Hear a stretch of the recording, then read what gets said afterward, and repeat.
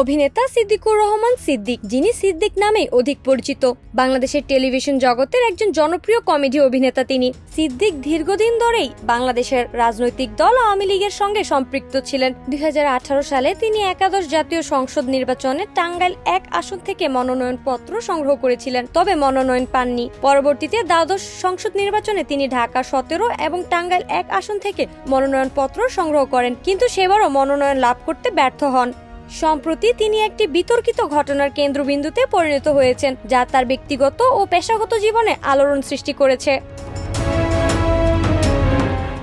রাজধানীর গুলশানে ভ্যান চালক জব্বার আলী হাওলাদার হত্যাচেষ্টায় মামলায় রিমান্ড শেষে অভিনেতা সিদ্দিকুর রহমান সিদ্দিককে কারাগারে পাঠিয়েছেন আদালত। বুধবার 7 মে ঢাকার অতিরিক্ত মেট্রোপলিটন ম্যাজিস্ট্রেট জাকির হোসেনের আদালত তাকে কারাগারে পাঠানোর আদেশ দেন। এদিন রিমান্ড শেষে তাকে আদালতে হাজির করা হয়। এরপর মামলার তদন্ত কর্মকর্তা গুলশান থানার উপপরিদর্শক আব্দুস সালাম তাকে কারাগারে আটকে রাখার আবেদন করেন। আবেদনের প্রেক্ষিতে আদালত তাকে কারাগারে পাঠানোর আদেশ দেন। এর আগে গত 29 এপ্রিল বিকেলে বেইলি রোড দিয়ে যাওয়ার সময় কিছু যুবক সিদ্দিককে আটকায়, মারধর করে রমনা মডেল থানা পুলিশের কাছে দেয়া হয় তাকে। এরপর তাকে গুলশান থানায় হস্তান্তর করে রমনা মডেল থানা পুলিশ। পরদিন 30 এপ্রিল তার 7 দিনের রিমান্ড মঞ্জুর করে আদালত।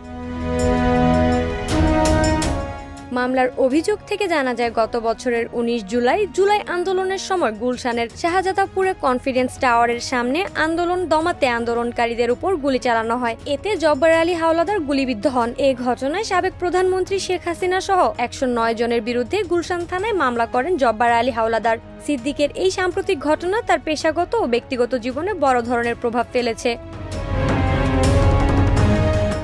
নাইমি জান্নাত ব্যাপ্তি, শোবিজ 24, ঢাকা।